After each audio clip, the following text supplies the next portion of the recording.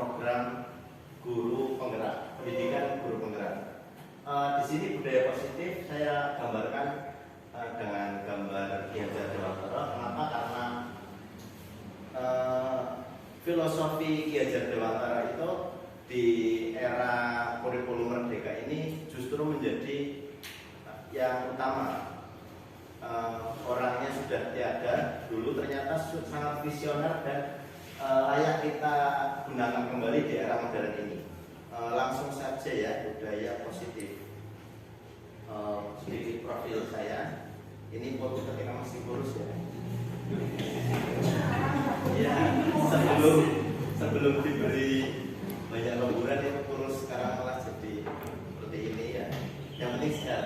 Oke, budaya positif apa saja sih yang akan kita bahas dalam budaya positif? Pertama adalah perubahan paradigma belajar, kemudian ada disiplin positif, terus motivasi perilaku manusia, kebutuhan dasar, posisi kontrol, keyakinan kelas, dan segitiga restitusi.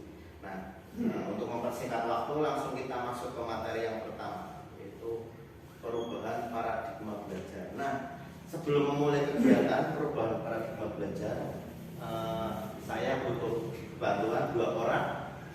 Mungkin Pak Iman bisa berdiri di sini sebentar untuk mencoba permainan cobalah buka. Monggo Pak Iman, satunya Bu Khalida. Silakan Bu Khalida. Tenang, ini enggak sulit. Tidak sulit.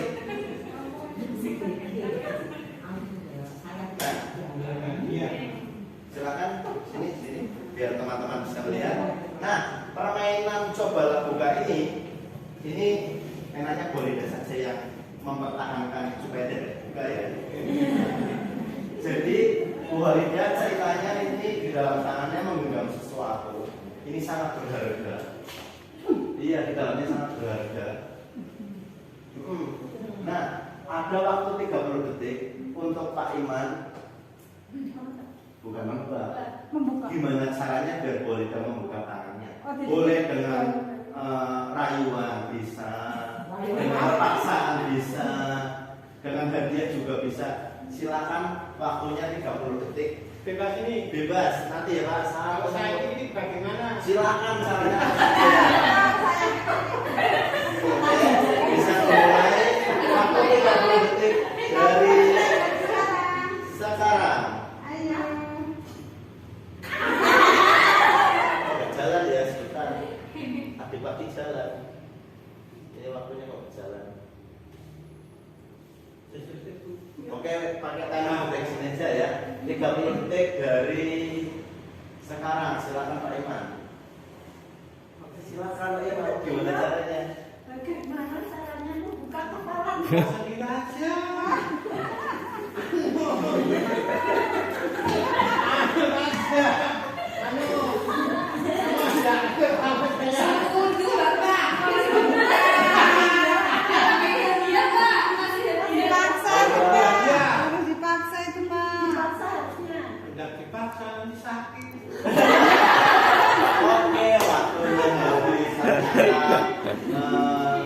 Gagal ya, Bu Khalida masih tetap menutup tangannya.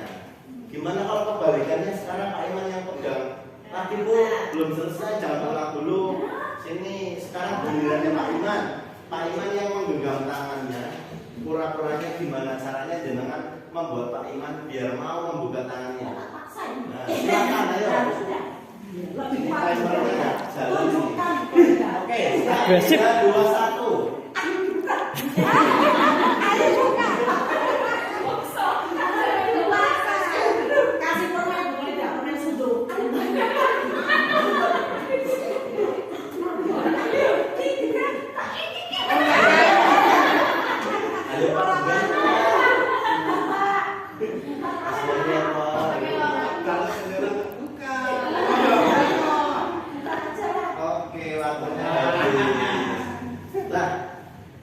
Pasti kira-kira tadi maksud permainan itu apa maksud permainan itu? Nah, ini adalah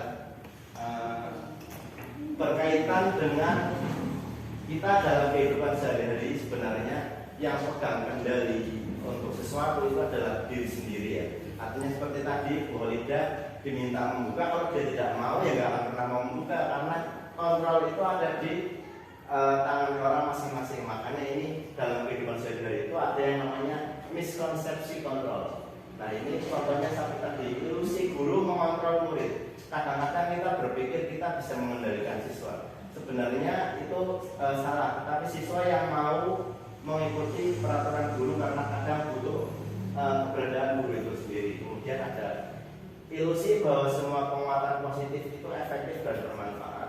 Tapi kadang penguatan positif itu bisa jadi malah menjadi seperti kecanduan untuk anak. Ketika tidak diberi penguatan positif, maka anak itu tidak bergerak, gitu ya.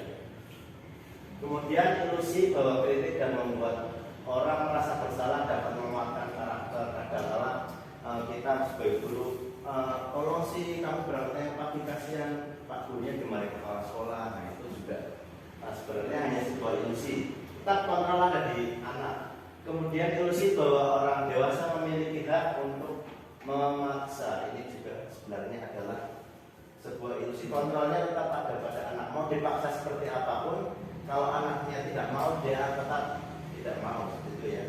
Nah, itu perubahan paradigma belajar.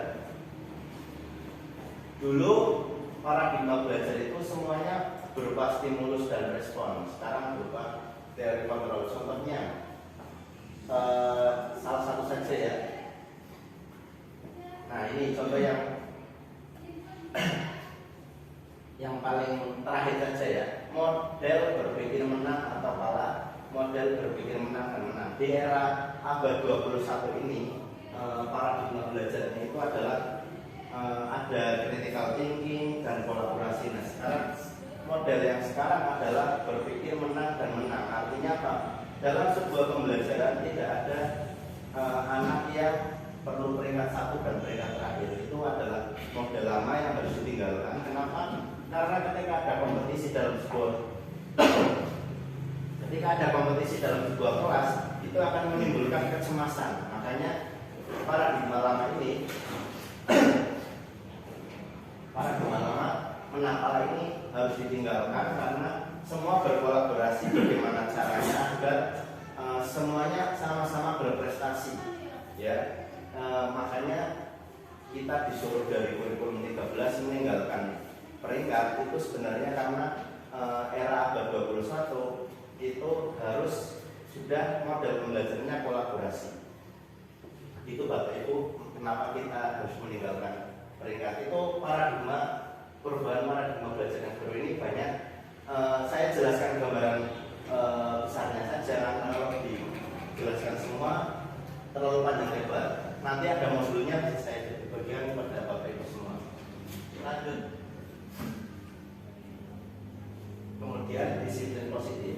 Disiplin positif ini berakar dari filosofi Gajah Dewantara.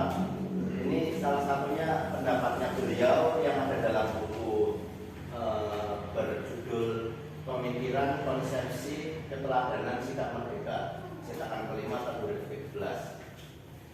Di mana ada kemerdekaan, disitulah harus ada disiplin yang kuat.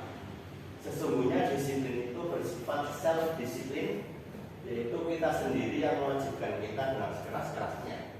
Tetapi itu sama saja, sebab jika kita tidak bisa melakukan self-disiplin, wajiblah penguasa lain mendisiplin diri kita. Dan peraturan demikian itulah harus ada di dalam suasana yang merdeka. Nah, disiplin ini akarnya itu sebenarnya adalah motivasi dalam diri ya. Tetapi kalau dari dalam diri itu tidak cakap, maka harus ada orang lain yang bisa membangkitkan disiplinnya itu. Ini digambarkan dengan penguasa lain. Ini disiplin positif. Kemudian, ini materinya itu masih berupa remah-remah ya. Nanti kita di akhir akan menarik sebuah benang merah. Maksudnya apa tadi? Perubahan paradigma, terus disiplin positif. Nah, ini motivasi perilaku manusia. Ini menurut Diane Goshen dalam bukunya Restructuring School Discipline, itu motivasi perilaku manusia ada 3. Yang pertama itu untuk menghindari ketidaknyamanan atau hukuman. Ini adalah motivasi yang paling rendah. Artinya kita mau melakukan sesuatu karena takut kena hukuman. Ya. Kemudian yang nomor 2, untuk mendapatkan imbalan atau penghargaan dari orang lain ini agak sedikit meningkat ya. Tetapi ini 1 dan 2 itu masih berupa motivasi eksternal. Jadi bukan dari dalam diri sendiri, tapi karena ada pengaruh dari orang lain. Ini masih dibilang biasa-biasa saja nomor 2. Nah, tujuannya kita itu sebagai guru itu adalah membangkitkan yang nomor 3 dari siswa, yaitu untuk menjadi orang yang mereka inginkan dan menghargai diri sendiri dengan nilai-nilai yang mereka percayai. Berarti kalau siswa kita motivasinya sudah berasal dari nomor 3 ini, maka mau kita buat seperti apapun pembelajaran pasti akan menarik. Itu ini tentang motivasi perilaku manusia. Nanti kita tarik benang merah dan yang lain. Oke. Kemudian ada kebutuhan dasar manusia. Ini menurut siapa ini belum saya cantumkan. Ini ada di modul ya, di modul budaya positif ya. Kebutuhan dasar manusia itu berbagai macam, tapi yang di dalam sini yang ada 5 ini. Yang pertama, yang paling dasar kebutuhan untuk bertahan hidup. Ini mungkin bisa jadi makanan, minuman, dan lain sebagainya ya, tempat tinggal. Kemudian yang kedua, rasa kasih sayang dan rasa diterima. Ini misalnya ini berkaitan dengan pembuli-pembulian itu ya. Ini contoh di kelas 6, yang sekarang kelas 6 itu ada satu anak yang kalau pembagian kelompok itu susah dapat kelompok. Ini mungkin dia belum mendapatkan nomor 2 lah ini. Mungkin gurunya nanti harus ekstra lebih memberikan rasa kasih sayang biar dia tidak terbuang. Itu Kenzi, ya kan? Kenzi kelas 6 itu, iya kalau mau pembagian kelompok itu dia kesulitan dapat kelompok karena teman-teman udah risih. Ya kayak gitulah. Iya, terus lanjut kebebasan atau freedom. Ini kalau dalam pembelajaran itu kita harus berusaha memberikan kebebasan anak untuk dalam melaksanakan pembelajarannya. Kalau dia merasa kesulitan ya gimana caranya kita membantu anak-anak itu biar jangan sampai merasa kebebasan terenggut, mau kayak gini kok kesulitan. Nah, kita harus ada untuk mereka. Terus nomor 4, kesenangan. Ini berkaitan dengan rasa bahagia ya. Yang kelima, penguasaan. Nah, ini anak-anak ketika materinya tidak menguasai pun ini termasuk ke dalam kebutuhan dasar penguasaan. Lanjut. Nah, ini lanjut posisi kontrol. Ini posisi kontrol itu kita sebagai guru dalam menghadapi masalah siswa itu dibedakan menjadi 5 jenis. 1, penghukum. Contohnya, misalnya ada anak terlambat. Ketika terlambat, itu langsung disuruh lari putar lapangan 5 kali. Nah, guru yang seperti ini, posisi kontrolnya disebut dengan posisi penghukum. Jadi ketika ada masalah, dia langsung memberikan hukuman. Kemudian yang nomor 2, pembuat merasa bersalah. Tadi saya contohkan tadi, misalnya ada siswa terlambat, kemudian kita sebagai guru besok lagi jangan terlambat. Kasihan Pak gurunya juga dimarahi oleh bapak kepala sekolah. Akhirnya si anak merasa bersalah. Nah, guru yang seperti ini dianggap sebagai posisi kedua, pembuat merasa bersalah. Ini levelnya paling tinggi nomor 5 ya, berjenjang 1, 2, 3. Yang ketiga ini berperan sebagai teman, artinya dia tidak marah-marah, dia tidak menghukum, dia berbicara, tapi tidak ada solusi. Artinya ya sudah, dibiarkan saja. Itu di posisi teman.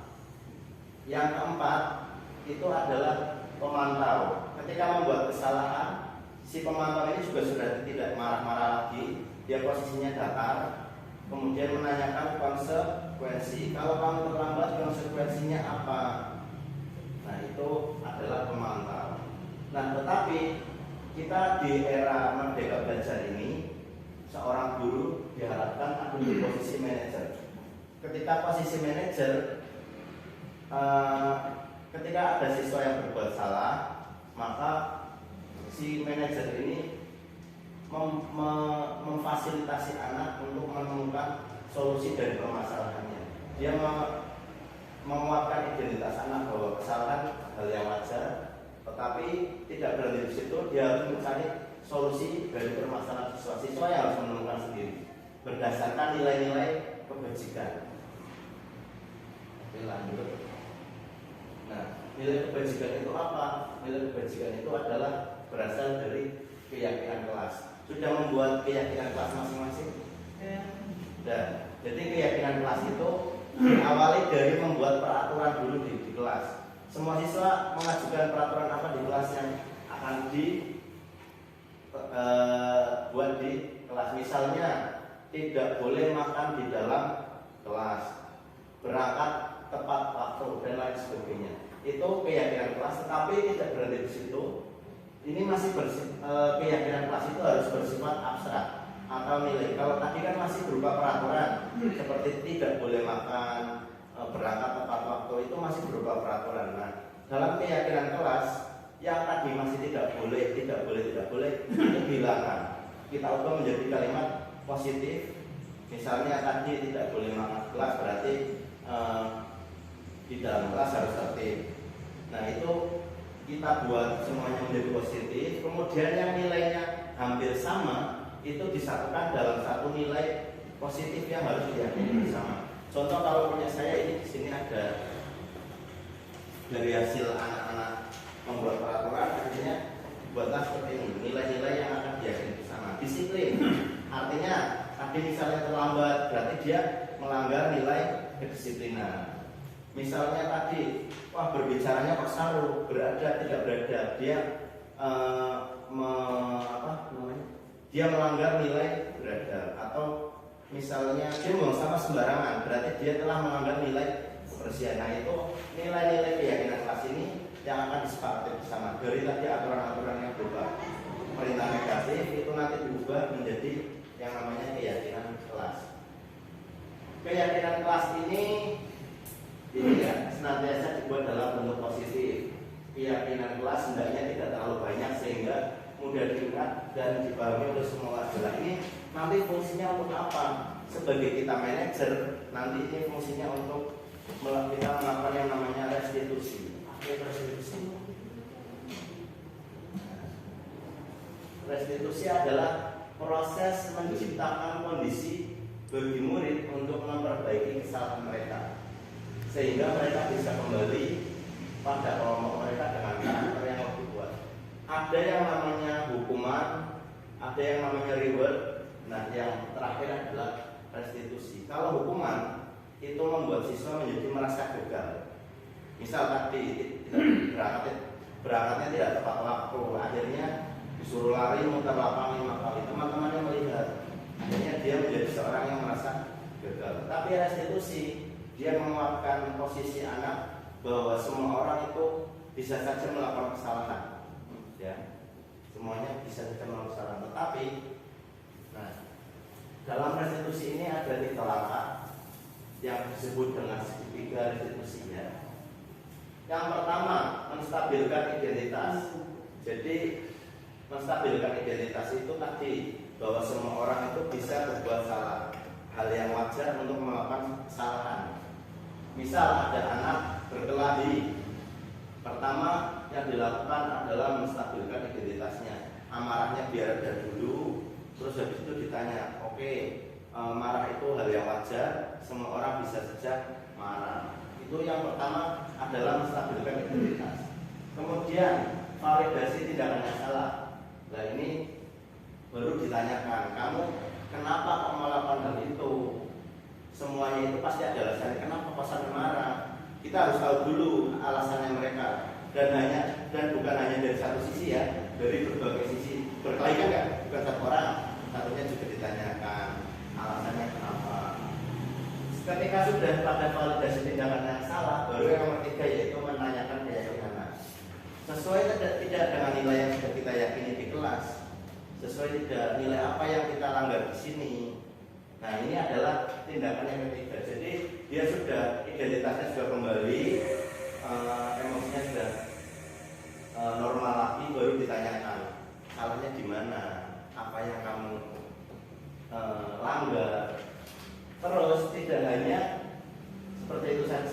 selanjutnya yaitu solusi apa yang bisa kamu lakukan untuk memperbaiki kesalahan kalian. Jadi kalau sudah nomor 3, dia sudah tahu salahnya di mana, nilai apa yang dilanggar, baru tadi kamu harusnya melakukan apa supaya memperbaiki kesalahanmu. Seperti itu adalah segitiga restitusi. Nah, guru yang sudah pada level ini disebut sebagai posisi kontrolnya sebagai manajer di kelas. Seperti itu. Nah, demikian paparan dari budaya positif. Nah, kita tarik benang merahnya. Pertama dari paradigma belajar baru. Nah, paradigma belajar baru itu kita di sini dibuat guru itu adalah menuntun siswanya. Jadi siswa itu adalah seperti kita adalah petani, ya. Kalau bibitnya padi, dia akan berbuah padi. Tidak mungkin padi berbuah menjadi mangga. Nah, tugasnya guru hanya menuntun lakunya anak itu supaya mengikuti kodratnya sebagai kodrat alam dan kodrat zaman, sama seperti di PMN ya, di paradigmanya. Nah, ini secara garis besar paradigma baru seperti ini. Kemudian melakukannya gimana supaya kita bisa mengubah paradigma baru melalui disiplin positif. Seperti itu. Membuat disiplin positif caranya bagaimana? Nah, kita memahami dulu kebutuhan dasarnya anak-anak kita, ada 5 ini tadi ya. Setelah itu kita juga harus memposisikan diri kita sebagai manajer. Kemudian kita membuat keyakinan kelas. Nah, ini keyakinan kelas ini berhubungan dengan disiplin positif ya. Nah, kemudian jika ada anak yang melanggar disiplin positif, sebagai manajer kita melakukan yang namanya restitusi. Kita dilarang menghukum. Kita juga sekarang di paradigma baru dilarang memberi hadiah, ya. Jadi dibiarkan saja. Kalau ada yang bagus pun sekarang sudah tidak boleh diberi hadiah. Hukuman juga tidak boleh. Semuanya menggunakan restitusi dan penguatan karakter. Seperti itu, Bapak Ibu, yang bisa saya sampaikan. Kalau ada pertanyaan, saya persilakan. Kemudian pemaparan materi mengenai budaya positif oleh Bapak Arso Widyasmoro. Mungkin ada Bapak atau Ibu guru yang ingin menyampaikan pertanyaan. Apa masukan? Ya. Kami Pak, Iya. untuk kesepakatan kelas untuk kelas rendah akan berlakukan sama. Ya, untuk kesepakatan kelas atau sekarang namanya sudah keyakinan kelas ya, ya. Keyakinan kelas itu tetap tekniknya sama dengan yang lain, yaitu anak-anak membuat peraturannya bersama-sama dan nanti kita sebagai guru memandu dari yang tadi. Anak-anak biasanya cenderung membuat aturannya nggak boleh kayak gini, tidak boleh kayak gini. Namanya anak-anak gampangnya mungkin karena di rumahnya juga seperti itu ya, tidak boleh buang sampah sembarangan. Nah, nanti kita ubah bersama anak-anak biar paham ya. Aturannya juga menjadi membuang sampah di tempat sampah. Terus tapi tidak boleh mencoret-coret, berarti merawat barang yang ada di kelas. Misalnya itu sama saja dengan yang besar, yang kecil juga sama. Hanya saja mungkin tekniknya kalau di kelas tinggi kita bisa membagikan kertas. Ayo kamu buat aturan semua, nanti dikumpulkan satu guru nanti yang menotulen aturan untuk anak. Tapi kalau di kelas rendah karena mungkin kemampuan tulisnya belum mampu, artinya cukup dengan berbicara. Coba siapa yang ingin membuat aturan di sini? Nah, nanti mereka ngaco, ditunjuk berapa, siapa saja yang membuat aturan, guru mencatat aturan-aturan yang diciptakan oleh anak.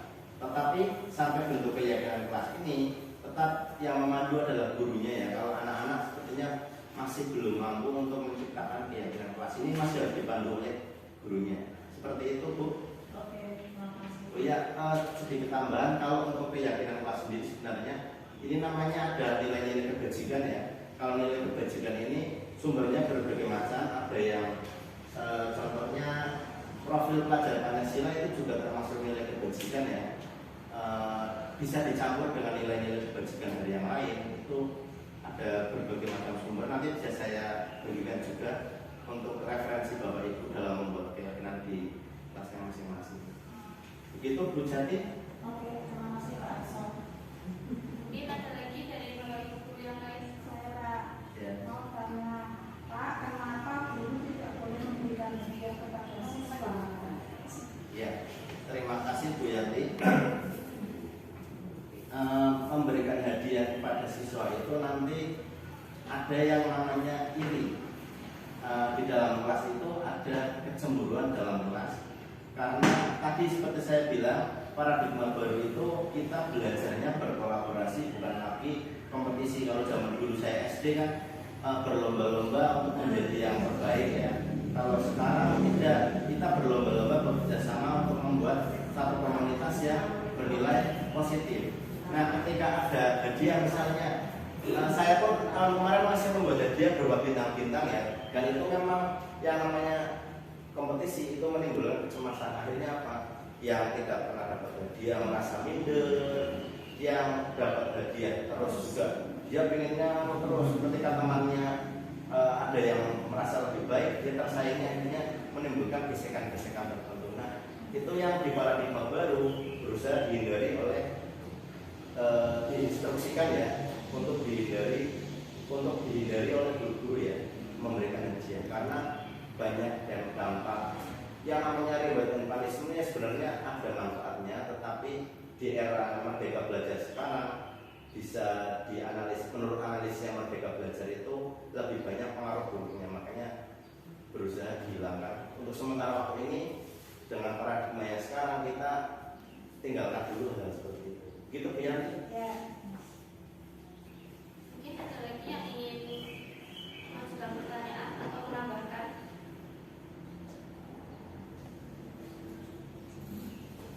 Baik, kalau sudah tidak ada pertanyaan atau sudah tidak ada yang menambahkan, demikian kegiatan diseminasi mengenai budaya positif yang telah disampaikan oleh Bapak Arso Widyasmoro. Semoga apa yang kita peroleh hari ini menjadi pengetahuan baru dan bermanfaat untuk kita semua. Akhir kata,